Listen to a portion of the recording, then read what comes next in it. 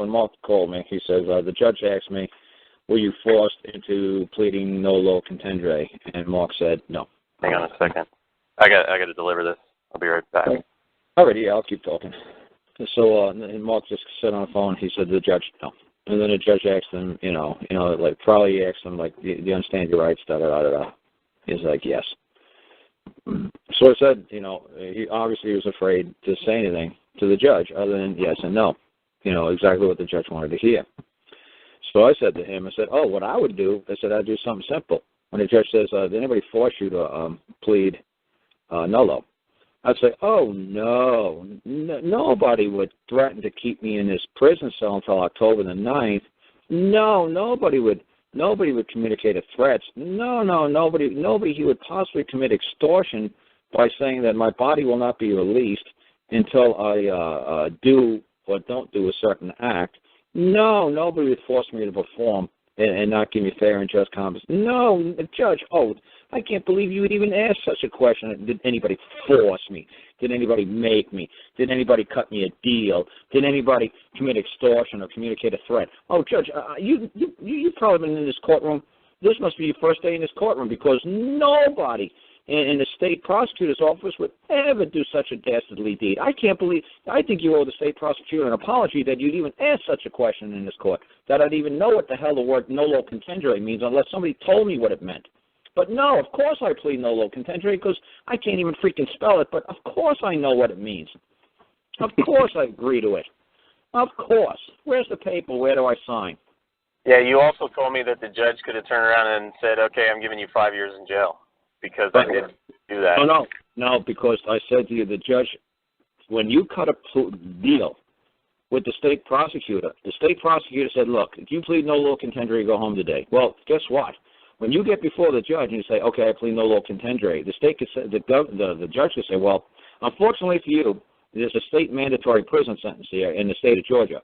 And a mandatory sentence, and I have no control and ability over it, neither does the state prosecutor. Nobody does, because it's a mandatory sentencing. Everybody knows the Drug Act of the United States has mandatory sentencing guidelines, just like what the IRS does. John Falk can guarantee tell you that. There's no doubt about it. The mandated sentencing that he's looking at, even for his first freaking offense. So the state prosecutor could just bullshit and lie to you and say, just plead to this, and you go home.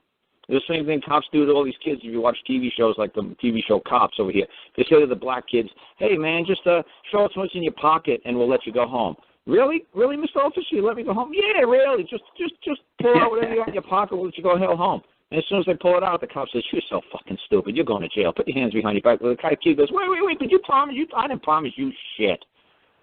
And the same thing with that state prosecutor. He could have promised you the moon, the stars, and everything else. He said, just plead guilty. Just plead guilty. Just plead nolo. Just agree that, they're not going to test me. Just plead out.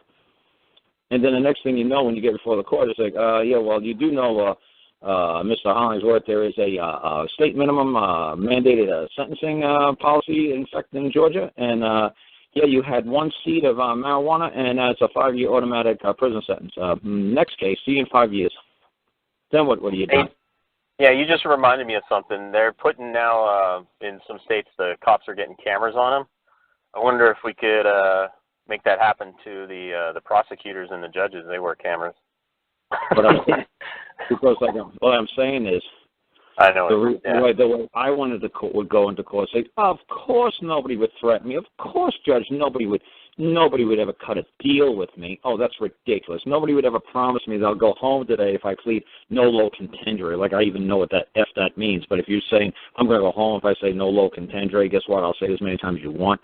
Just don't ask me to spell it, and just don't ask me to explain to you what it means, because I don't have an effing clue. But yeah, will I say that I'm nolo contendere? I'll say I'm Peter Pan. I'll say whatever the hell you want me to say. I want to go home.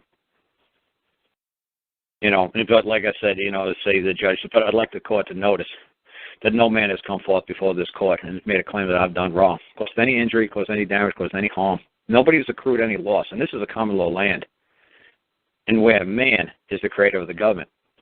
Man is the creator of this court. Man is the creator of the position that you maintain in this court, Judge. And I am a man, and I'm just giving the court notice that there is a man before this court, and do as you wish. And that's everybody on the call. And that's all I was. Everybody on the call, repeat that 500 times. That's all I would say. That's all I would say. But I'd say, of course nobody threatened me.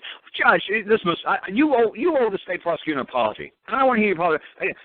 Prosecutor, did you hear what he just said? Did you threaten me? Did you threaten me to keep me in a cage? Would you threaten to keep me here talking to him? You wouldn't threaten me, would you? Tell this judge he owes you an apology and to the good people of the state of Georgia. This is an outrage. Why don't you do that?